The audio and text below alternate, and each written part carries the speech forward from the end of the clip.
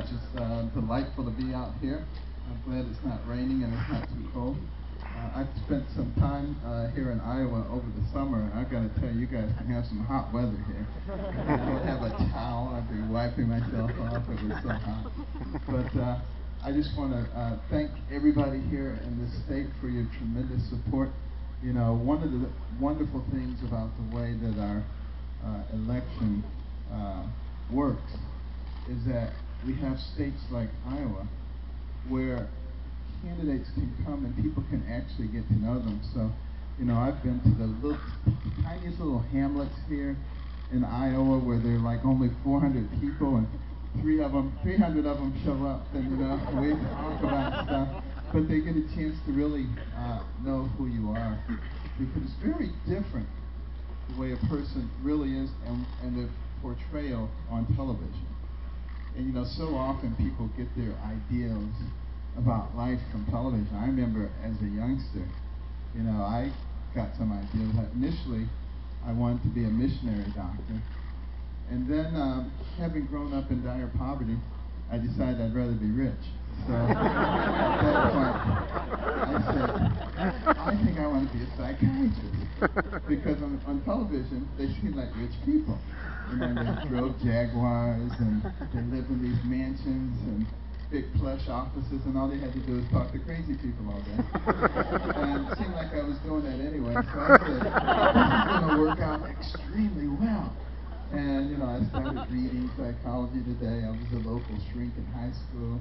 Everybody brought me their problems. I would sit them down, stroke my chin, say, tell me about your mama. And then I did advanced psych, and I was a psychology major and had incredible professors like Anna Freud, the daughter of Sigmund Freud. I was all gung-ho. And then when I got to medical school, I started meeting a bunch of psychiatrists. Need I say more? I'm just kidding. Some of my best friends are psychiatrists. What I discovered was that what psychiatrists do in real life is very different than what they do on television. And they're actually some of the more intellectual members of the medical community, but it wasn't what I really wanted to do. And so then I had to like stop and say, now what? And I believe that God gives everybody special gifts and talents. And I started analyzing my gifts and talents, and I realized that I had a lot of eye-hand coordination, the ability to think in 3 dimensions. I was a very careful person, never knocked things over and said, oops. Which is a good characteristic for brain surgery. I'm going to finally be able to do all that stuff. But my wife was very much unhappy with even the thought of it until we had our 2 granddaughters. And then looking into those innocent little faces and recognizing that the direction that we were taking as a country would leave them in a desperate situation. In a country where we have allowed the purveyors of hatred and division to convince us that we are not united, that we are divided, that there's a war on women, that there are racial wars, that there are income wars, that there are religious wars, that there are age wars, that there is a war on everything, and that if somebody disagrees with you, you're supposed to hate them and try to destroy them and call them names. You know, what happened to us? All you have to do is go online and read an article and go to the comment section. You don't get 5 comments down before people are acting like total morons and calling each other horrible names. And, you know, where did that come from? I'll tell you where it did not come from. It did not come from our Judeo-Christian roots. It came from another force that is evil, that is infiltrating our country, and something that we must reject, because our strength is in our unity. It does not come in our division. And a house divided against itself cannot stand. And everybody needs to recognize that just because somebody disagrees with you, it doesn't make them your enemy. And in fact, I'm fond of saying, if 2 people agree about everything, one of them isn't necessary. So, you know, and I think And I think everybody is necessary, so we need to just reject that line of thinking. The other thing that I think is so important, and particularly for your generation, is the fiscal irresponsibility in this country. It is absolutely mind-boggling what we have done. Thomas Jefferson, who I believe was a genius, said that it is immoral to pass debt to the next generation. Now, if we could magically transport him to today, he would immediately stroke out. You know, seeing what we were doing. I mean, $18.5 trillion, the national debt. That's an absurd amount of money.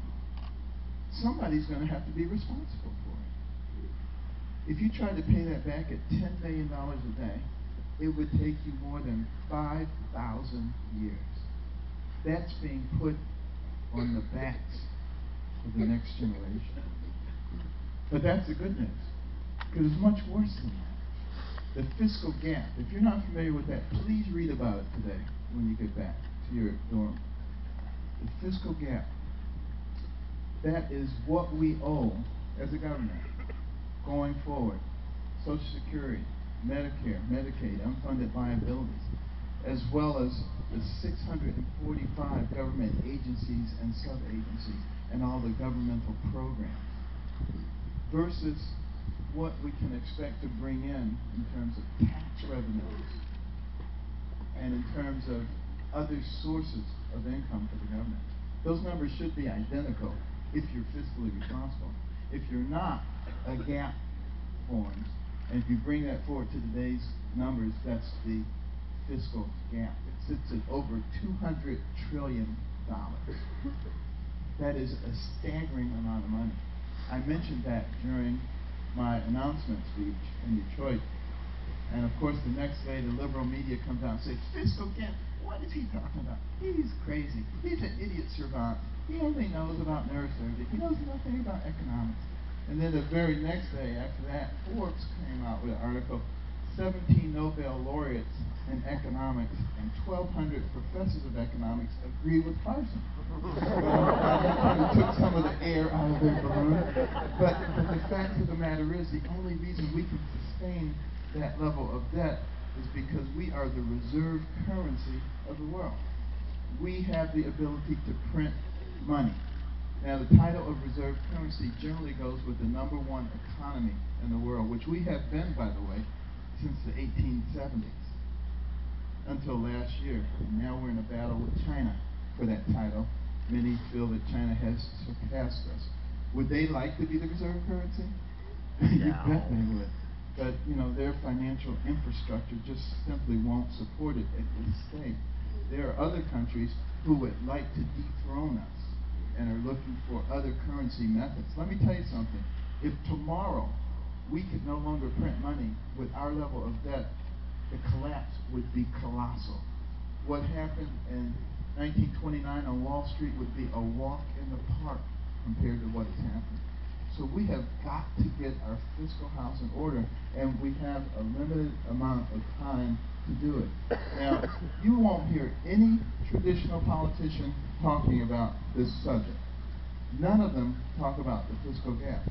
But I'm not a politician, so I can talk about it, because it's very important for people to understand what our condition is. Because if you understand what our condition is, and somebody comes along saying, free tuition for everybody, you know how to interpret that. You recognize that we're already about to go off the financial cliff. And in fact, I got to tell you something. Listen very carefully what I'm going to say. If I were in charge of this nation and I was trying to destroy it, let me tell you what I would do. I would try to drive wedges between all the people, have them all at each other's throats, hating each other. And then I would try to drive the debt to unsustainable levels. I would be inviting people in here from other countries, giving them all kinds of benefits. I would be trying to get all the people here on food stamps and other kind of governmental programs. I would be giving people free telephones. I would be, telling people they can have free tuition while we just continue to drive that debt and undermine the financial stability of the country. And then I would weaken the military. I would have a military where the Navy was its smallest since 1917, and an Air Force that was the smallest since 1940. And I would be utilizing sequester and other mechanisms to gut the military in terms of the personnel. And I would have the morale so low that all of our top generals would be resigning. And I would say how wonderful the veterans are, but I would do nothing to support them. And I would see 22 veterans a day committing suicide. All the meantime, our enemies, the global jihadists, would be growing and recruiting people even from this country. So I'd be watching our strength go down while their strength was going up. And I would be saying, everything's okay. I wouldn't even mention their names. Now that's what I would do if I were trying to destroy it. Any resemblance to what's going on, I'm sure, is purely coincidental. It gives you some idea of what we are up against and why it is so vitally important for the people to be informed. Our founders said that our system and our freedom is dependent upon a well-informed and educated populace. Why? Because if the people became other than that, they would be easy to manipulate by slick politicians and unethical media. And unfortunately, those things exist in our society today. And it's going to be up to we, the people, to change the direction of our country. We cannot depend on what was supposed to be our ally. The reason that the press is the only business that is protected by our Constitution is because they were supposed to be the ally of we the people. They were supposed to be honest. They were supposed to not take sides. And that we can no longer count on. And it's going to be up to our intellect to analyze things for what they are and to make appropriate decisions for that reason. I just give you one case in point. A couple months ago, the press was trying to say Carson did abortions and experimented on fetal tissue. Total and complete lie. There's no other way to explain it. What I did is operate on patients, take tumor specimens from living patients, submit them to the pathologist. The pathologist then take the tissue and they compare it to all kinds of specimens to give them some idea of its origin. It's just like if an archaeologist found some writing on a tablet, didn't know what it was, it turns it over to his archivist. The archivists then compare it with all the samples that they have from the last, hundreds of years, and they say, this looks like some cuneiform writing from the 5th century A.D. And they say it probably came from this area of the world. Same kind of thing. And to take that and say that I'm experimenting on fetal tissue, obviously there is an agenda. By the same token, they say Carson wants to get rid of all governmental programs, support programs for poor people, even though he grew up desperately poor and must have benefited from them. And at no time have I advocated getting rid of safety net programs for people who need them. What I have advocated is that we provide a ladder of opportunity so that people can move out of a state of dependency and become part of the strong fabric of this nation. That is a very different thing, but it is antithetical to the ideological goals of some of the secular progressives who want to keep people in dependency so that they can control them and cultivate their votes. And I think that people in America are starting to wake up, quite frankly. and are starting to recognize a lot of what's going on.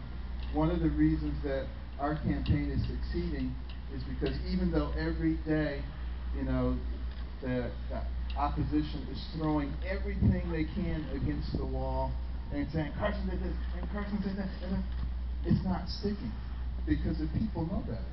And they know that they're going to try to do that. And it is actually going to be the wisdom of the people that will save this nation. And Thomas Jefferson predicted that. He said we would reach this point because the people would be less vigilant. They wouldn't be paying attention. And as a result, the government would grow and infiltrate and begin to dominate their lives. But he said just before we turned into another form of government, the people of America would awaken. And they would rise up and they would regain control of their government. And I say this is the time to do that. Thank you very much.